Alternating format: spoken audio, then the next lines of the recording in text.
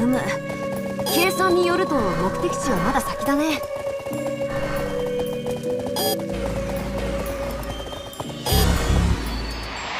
The Neptunia franchise has gone a long way, ever since its inception.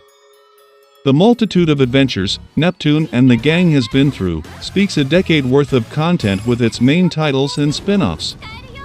The great console war between the nations of Planet Toon, Lastation, Leanbox and Loei was easily one of the more interesting ones the franchise has ever done, and it has expanded upon that ever since, by bringing in more of the real world into its universe. And if you've actually had a sense of déjà vu, then you're not alone. This is actually the first few lines I've written down for last year's Neptunia, Sisters vs. Sisters when I reviewed it back then, and just like how I enjoyed my time playing through it, Neptunia Game Maker R Evolution is no different, I hope. The quirky nature of its cast, especially now that our interdimensional bug hunter Neptune is finally taking center stage for the first time, is a bit refreshing, but also somewhat familiar. She's by no means a clone of the original Neptune, but the uncanny similarity and likability is there. But what really defines Neptunia as a franchise is its real-world references and jabs at the issues within the video game industry. Its plot, its crazy antics and even its laid-back and carefree nature of the protagonists are what's drawing me in every single time. It's just the kind of game that doesn't try to overcomplicate itself with intertwining struggles between nations, or fighting a threat that could mean the destruction of worlds, or even an entire universe. Instead, we're playing a video game about girls trying to make a video game.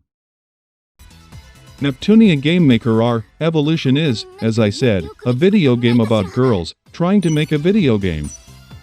Neptune, this title's main protagonist, finds herself in another dimension, where she ends up stumbling upon a game and a console in an abandoned building. After trying out said game filled with bugs and glitches, she ends up meeting three distinct figures, and also the creators of said game. Ryudio, Jaga and Pippi are what's considered in this world as the failure goddesses, the representation of the 3DO, Atari Jaguar and Apple Pippin, and after a brief introduction, they've asked Neptune to become the CEO, and to develop games with them to restore their former glory.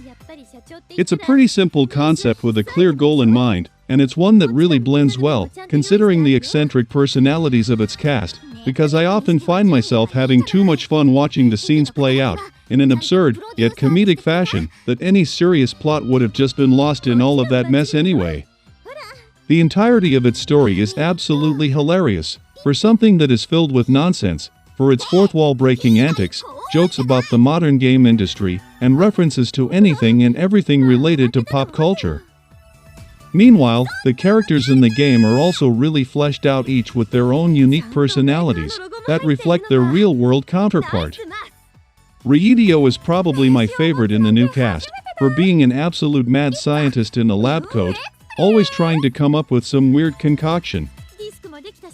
Where this tries to fall apart, though, is its underwhelming gameplay and combat system. Unlike the mainline titles where it all started out as a turn-based RPG, Neptunia, Sisters vs. Sisters as well as Neptunia Game Maker R Evolution follows what I would say as a more modernized RPG where it's all action-based. You've got your traditional power, break, and rush type moves that you can mix and match to your liking, which can be mapped to your Y and B buttons on the Nintendo Switch. There's a transformation option to change into their goddess form, and an EXE drive that acts as a fancy finisher. You also have your tactical skills that can range from giving your characters a powerful buff to your attacks, supportive type skills like a cure or resurrection ability, and even just your average attack type skills.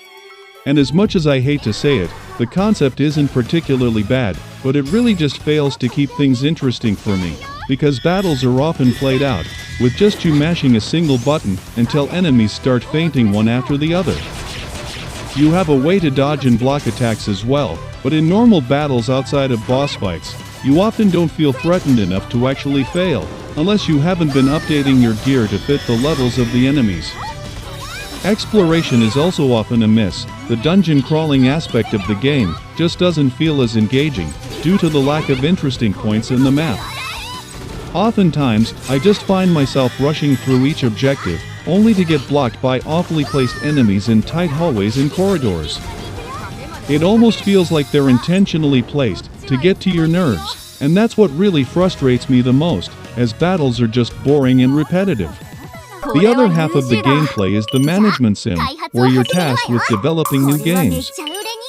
Here, you can start by unlocking a genre for a video game, like an RPG, hiring a developer to take on the role, and after a brief moment, the created video game can get in sales that you would then use to create more games or unlock more genres to dive into. It's not a particularly deep system, but it's one that helps you gain certain abilities in battle by equipping them to your characters. Exploration is often a miss. Well, I've actually said that already, but let me repeat that really quick just so nobody forgets. Exploration is a miss.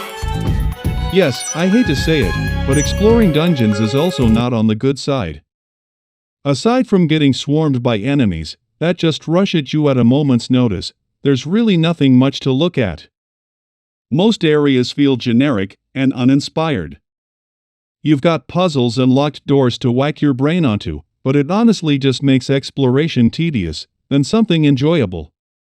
The puzzle with the minecart, a set of colored ores, and a furnace is a huge offender for that, considering that it just forces you to go back and forth, pushing a minecart from point A to point B, only to repeat that a couple more times until you unlock the final door.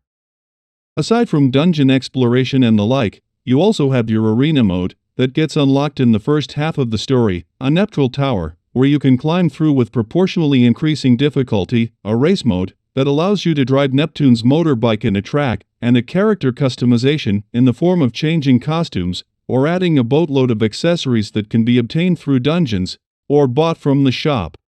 However, there's a much-needed issue that needs to be addressed. During my playtime on the Nintendo Switch, I've had multiple errors that resulted in the game crashing, which makes me lose some progress every time it happens. This is extremely frustrating, especially since the game's autosave feature doesn't help with this, when most of it happens when you're inside a dungeon, where manual and autosave is disabled. You've got a few save points inside a dungeon, but getting a crash before actually getting to save means you have to start over from the beginning of the dungeon. This becomes an even bigger issue for Neptunia Tower, where you're supposed to get to at least 10 floors before you can get to a safe area. Neptunia Game Maker R Evolution is a hard game to recommend. On one end, I would 100% play this just for its absurd story and funny moments, but on the other, you've got a disappointing action RPG that doesn't particularly feel special. The combat is flat, button-mashy, and unrewarding. The bare-bones management sim feels more like a minigame on a timer, and exploration is bland, without anything interesting to look at. It's a huge stinky mess that just couldn't match up with the same enjoyment I had for the titles that started it all. Not to mention that the errors and crashes on the Nintendo Switch is enough to make me paranoid about losing time in my progress. So, for your sake and mine, let's just give this one a hard pass. And for everything else gaming, choose Envision. A community built by gamers.